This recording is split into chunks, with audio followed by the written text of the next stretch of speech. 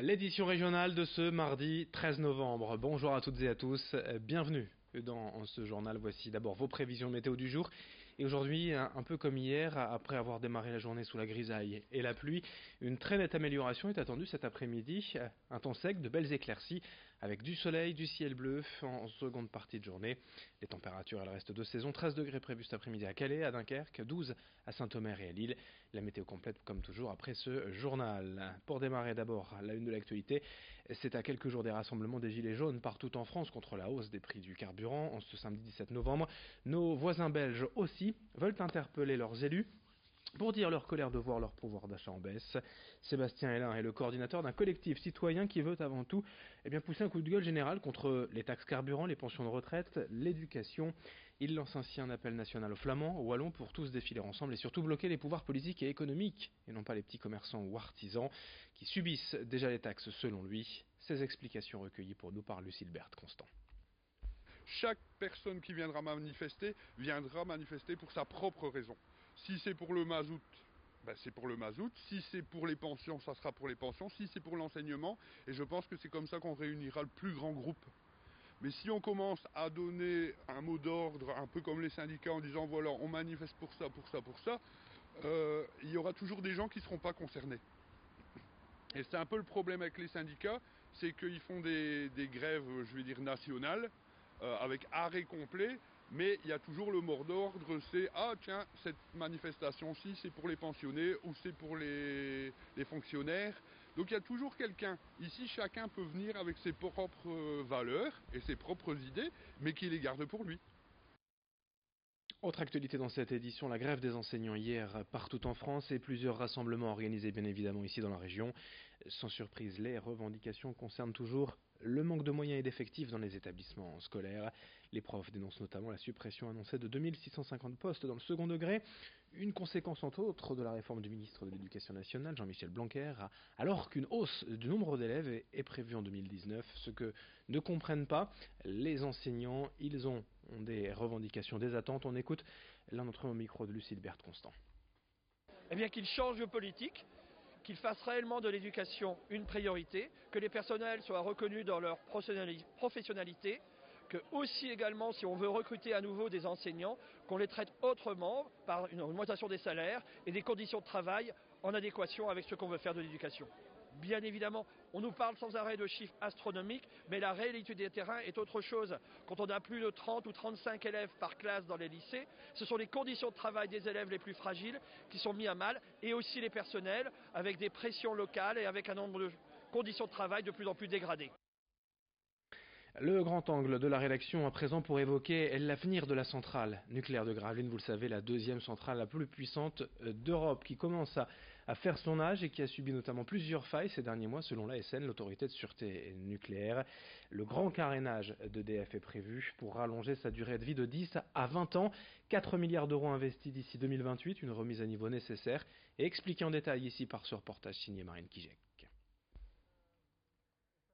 Après des contrôles en mai 2018, l'agence de sûreté nucléaire a pointé du doigt des failles dans la sécurité de la centrale nucléaire de Gravelines, comme le montre cette vidéo publiée le 5 novembre. L'état général, il est surprenant de premier abord. En fait, il y a des corrosions qui sont vraiment actives, avancées, et ça n'a pas l'air de les choquer. Et moi, ça m'étonne que ça les choque pas. Enfin voilà, si ça casse, la tuyauterie sec elle casse et ça vient inonder les galeries tout de suite.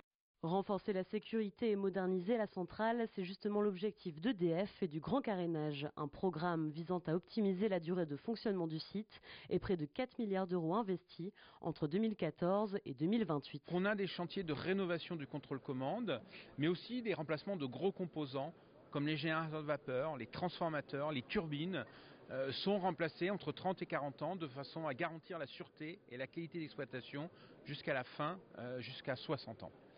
C'est aussi des modifications, l'amélioration permanente du niveau de sûreté, en particulier pour intégrer le retour d'expérience de l'événement Fukushima. Et enfin, je terminerai par quelque chose de très visuel. C'est une digue qui sera construite autour de la centrale pour améliorer la robustesse face aux inondations, face à l'augmentation du niveau de la mer. Des milliards d'euros investis dont bénéficient aussi les entreprises de la région, ce dont Bertrand Ringot, maire de Gravelines, se félicite. Donc c'est une enveloppe très très importante pour l'économie régionale. Je voudrais quand même rappeler que la centrale nucléaire de Gravelines, c'est en direct, indirect et induit 12 000 emplois sur la région des Hauts-de-France. Donc c'est un chiffre tout à fait conséquent. Donc c'est des entreprises qui travaillent sur place, c'est de la qualification, c'est de la consommation. Donc c'est une valeur ajoutée très importante pour l'économie régionale en Hauts-de-France. Mais certains voient d'un mauvais œil la prolongation de la centrale, comme les associations de défense de l'environnement. Pour nous, d'emblée, c'est autant d'argent qui n'ira pas à la transition énergétique et au développement des énergies renouvelables dont on a tant besoin ici aussi sur notre territoire. On parle parfois, nous, d'acharnement thérapeutique. On se dit que ces réacteurs, maintenant, ils ont un certain âge, une quarantaine d'années, et que continuer à vouloir les faire durer encore des décennies, c'est prendre des gros risques pour les générations à venir, quoi, et pour la sécurité des populations. Dans ses conclusions, la SN donne une impression globalement positive sur la centrale de Gravelines, mais pointe certaines installations en dessous des attentes exigées en termes de sûreté. C'est ça le but, et là vous n'y êtes pas encore.